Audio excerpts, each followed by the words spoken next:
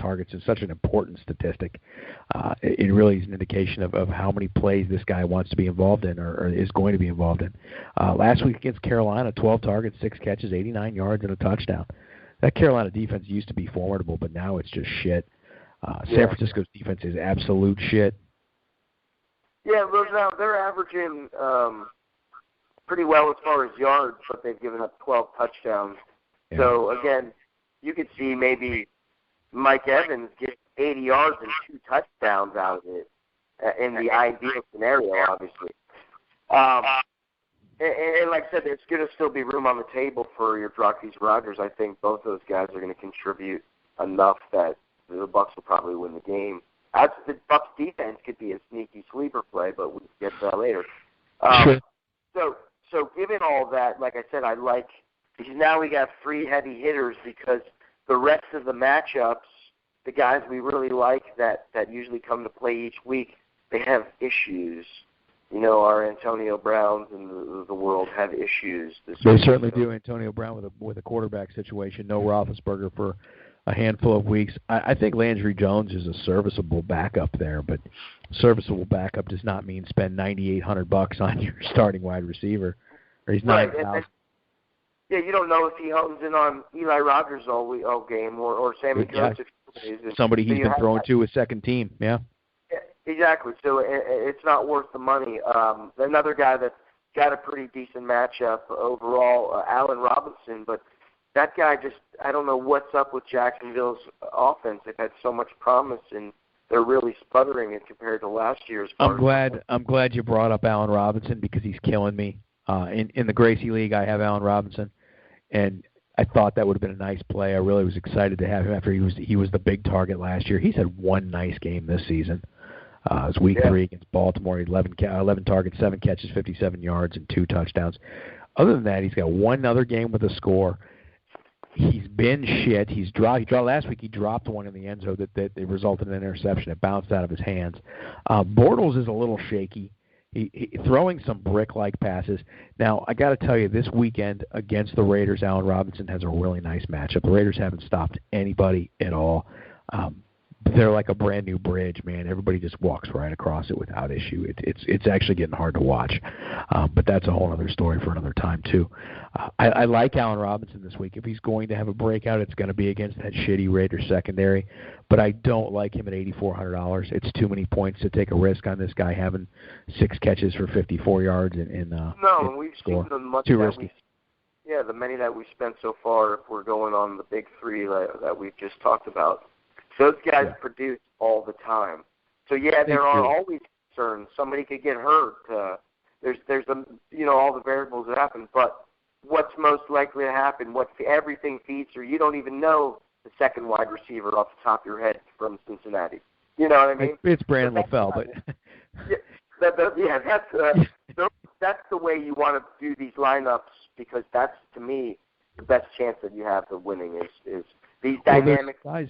There's some special players this season who have really come into the spotlight. Guys like Terrell Pryor, who 4 weeks ago you were really able to steal him and notice that, boy, this guy could be a really nice cheap play.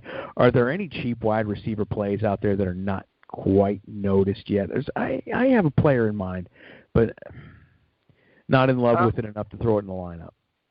Well, like I said, it all depends. We talked about the different.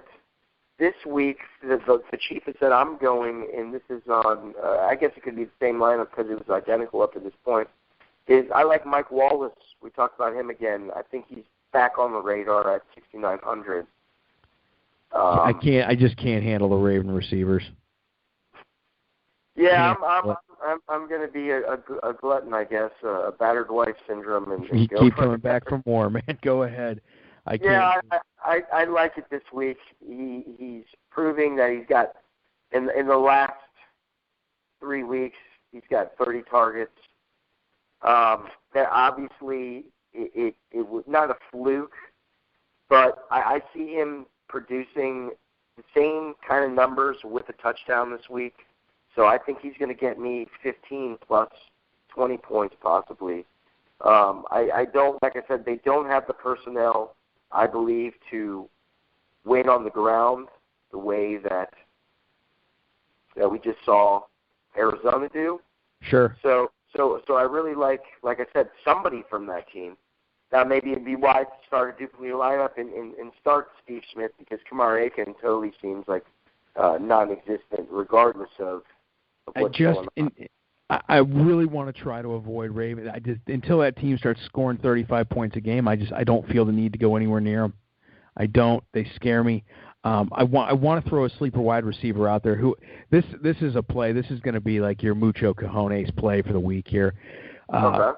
He's cheap. You're going to get value. He's going to likely move into a position. I know that, like I said, this is big balls play right here. But I love Adam Humphries this week. Okay. Yeah. No, look, this is without Vincent Jackson.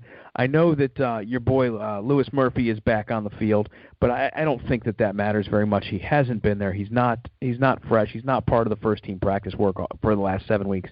Adam Humphries is a guy who is there. He gets open. He had his chance the first 3 weeks of the season, and he capitalized on it. When he got looks, he catches the football. He gets open. And Winston really looks like he trusts him. Now, the last 2 weeks, he's got a total of 2 catches. So that's why this is like the big balls play here. I'm afraid that the Cameron Brates of the world may steal some of these looks. But at $4,900, if you want to really add some room to that salary cap and maybe get a little higher with a running back or get exciting somewhere else, I don't think he's such a bad play. I think Adam Humphries can add some life to a lineup this week. There's a possibility he gets a bunch of looks, maybe 6 or 7 catches, maybe 70, 80 yards and a score. It's really possible. I like him a lot. That's possible. My only concern was Vincent Jackson was not much. He wasn't part of anything. He really wasn't. He's only looking for 5 extra catches, and I would say 2 or 3 of those are going to go to either the tight end, Cameron Brate, or back to Mike Evans. I don't think, like I said, Adam Humphries was, he was kind of starting to become the Cole Beasley. Yeah, he was. I mean, he's directly behind Vincent Jackson on the depth chart. He's still going to stay in the slot, though, and that's something that's important to note, that Louis Murphy will probably move in and take that number 2, the X spot. But I like this kid underneath. I think that wherever Murphy lines up, he's just going to be a little bit raw in this offense right now. I think Humphries gets a second set of looks. I wouldn't have a problem with that. I also wouldn't have a problem for a little bit more money at $5,700 starting Michael Thomas again. There's another guy I like. Yeah, I gotcha. He's the real deal. He is kind of the more of the sure thing. Like I said, Brandon Cook seems to be feast or famine. Who knows what the hell's happened to Willie Snead? And he's scored in the last 3 games. So they're looking for him in the red zone. I like his overall possibility, even if we don't have the usual production that we want to see when the Saints play at home. He's still more apt for a good game. So I like that. There's a possibility that he's the number 1 wide receiver for them on Sunday. So, there is. Let's finish up wide receivers, man. Anybody that you really want to point out, or anybody that you want to suggest that you stay the hell away from? No, two other ideas with what we're getting with wide receiver. There might be some value, and again, this is maybe my gutsy calls, if you will, is possibly Torrey Smith, possibly Jeremy Curley. You want to look into those more. One of those guys is probably going to have a touchdown in at least 50, 60 yards. I can't see. That I agree with you on. I really do. I think Tampa's secondary is not very good, to the point of very bad. I like Torrey Smith. He's big, and both of those smaller corners in Tampa are going to have a difficult time with him.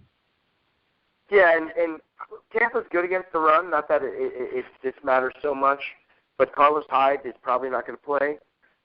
So if that happens, obviously Sean Garon is not, the answer. So I look even have more value. Like I said, it might be Jeremy Curley.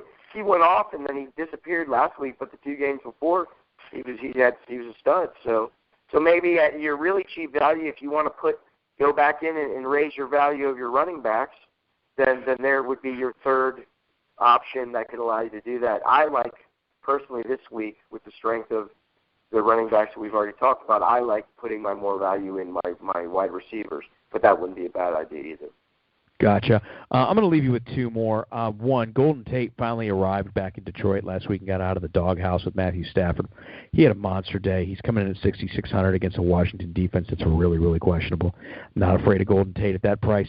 And I got to give you my homer call of the week, and that's Michael Crabtree. After such a shitbag week last week, look for Crabtree to get loose. They're going to get him in the mix early and often. The running game in Oakland is still struggling until Latavius Murray is back.